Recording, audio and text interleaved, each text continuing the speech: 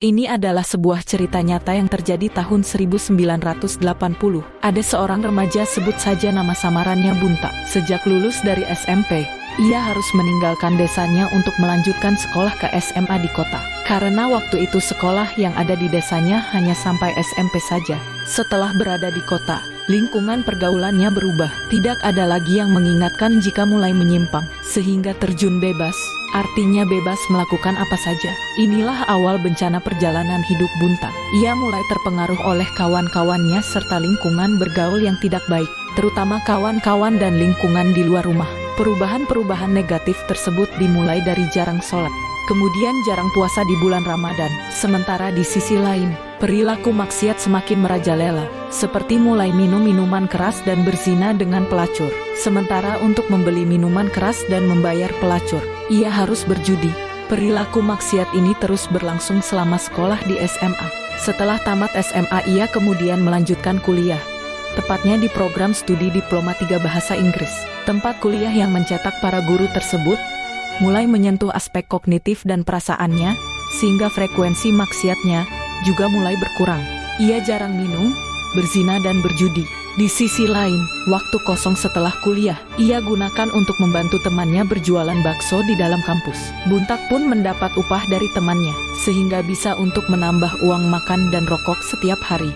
Dua kegiatan di awal tersebut, yaitu kuliah dan kerja di tempat bakso, ternyata sedikit demi sedikit telah mengubah perilaku Buntak menjadi lebih baik. Contoh dari kegiatan berjualan bakso telah memberikan pelajaran berharga bahwa selama hidup harus menafkahi diri dengan rezeki yang halal, bukan dengan berjudi.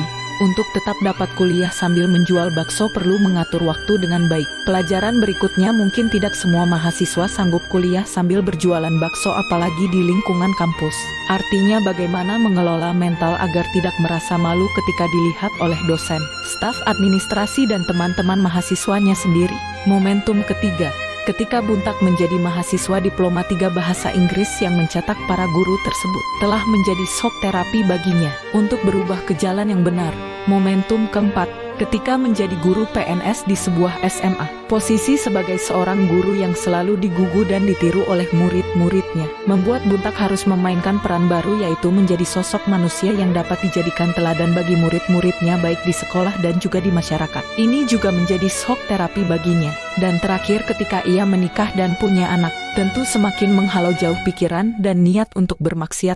Bagaimanapun juga kepercayaan, kasih sayang dan cinta istri yang begitu besar dan tulus telah menggetarkan sanubarinya menjadi sosok imam yang sempurna dalam keluarga. Momentum demi momentum yang menjadi shock terapi dilalui dengan indah tersebut telah menjadi panduan yang cerdas untuk tidak terperosok pada lubang yang sama.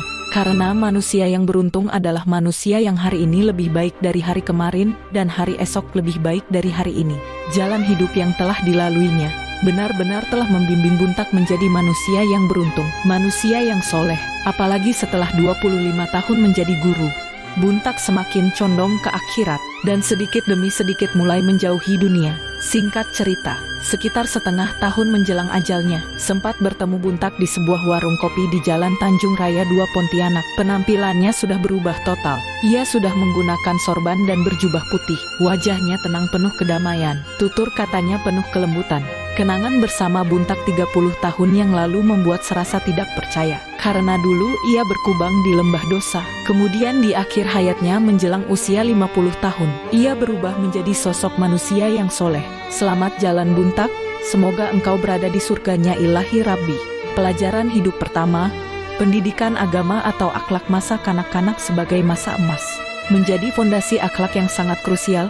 Walaupun dalam perjalanan hidup berikutnya seseorang terumbang-ambing oleh daya tarik maksiat, biasanya di masa tua akan kembali menjadi orang soleh. Kedua, teman dan lingkungan pergaulan menjadi faktor yang sangat dominan dalam mempengaruhi akhlak seseorang.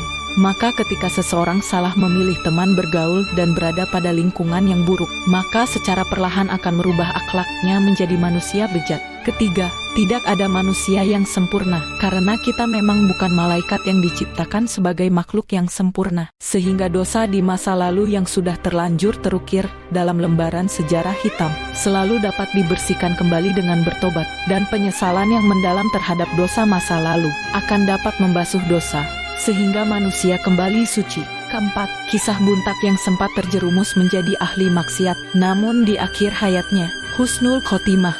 Itu tentu lebih baik dari orang yang di awal hidupnya baik, namun di akhir kehidupannya menjadi seseorang yang dalam keadaan durhaka kepada Allah atau su'ul khotimah.